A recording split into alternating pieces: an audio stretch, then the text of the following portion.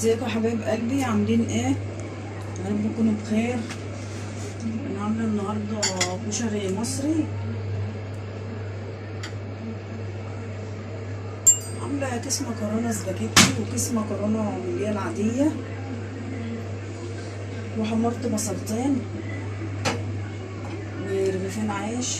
ولادي بيحبوا ياكلوا كده مع المكرونه. وعملت التقليه اللي هي بالشطه، وعملت الخل بالليمون والثوم.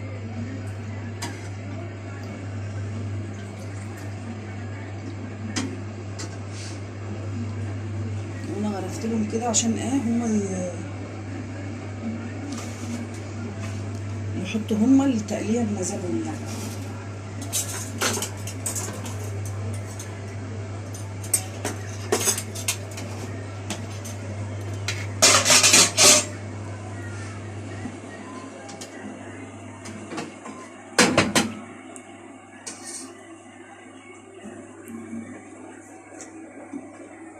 حبيتش اللي انا اصور لكم من اول ما بدات. طبعا انتوا شطار وعارفين تسلقوا المكرونه وتطبخوا الرز بشعريه وتحمروا العيش وتحمروا البصل والحمص السلق.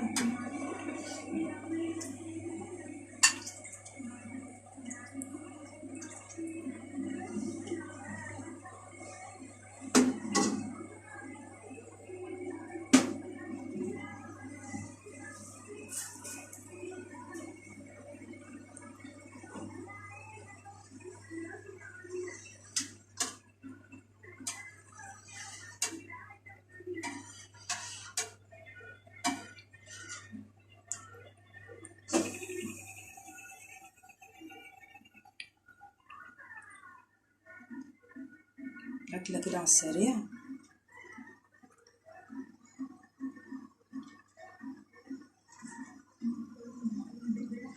بصله متحمره، سلقه حمص، سلقه مكرونه سباكيتي، مكرونه من العاديه، عامله رز بالشعريه، عملت التقليه دي، عملت الخل بالليمون والثوم والملح والكمون. عملت التقليه اللي بالشطه اهي، دي التقليه اللي بالشطه عشان لو حد عايز شطه يحط شطه.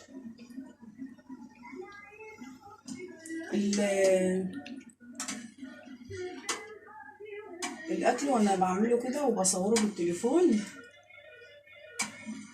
يعني، وانا بصور كده حلو، باجي اتفرج بلاقي الصور غامقه. معلش بقى اعذروني لان انا بصور بالتليفون.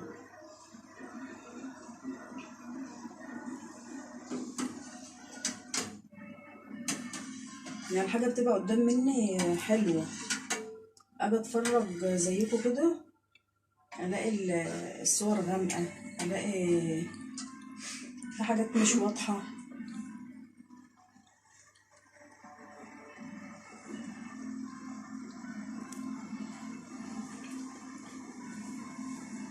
اعمل كمان طبق طماطم.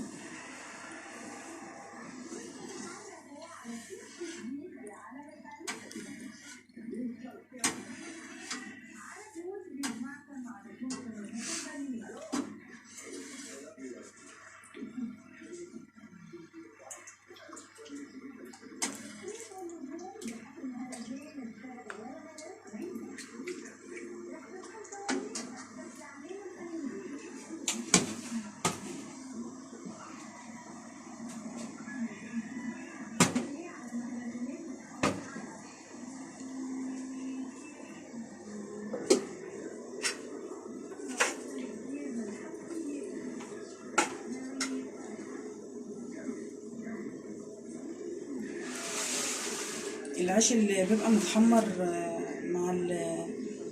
مع الكشري ده بيبقى جميل،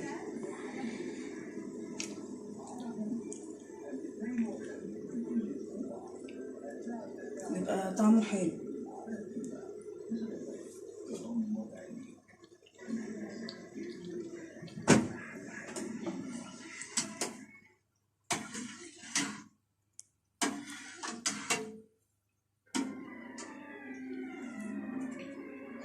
اكله كده على السريع. يلا يا قلبي عشان ما اطولش عليكي، اكله كشري كده على الماشي. عيش متحمر، توم وخل وليمون. دي الشطه بالتقليه، ودي تقليه كده اللي يعوز يحط هو بنفسه، والحاجه اللي انتوا شفتها دي.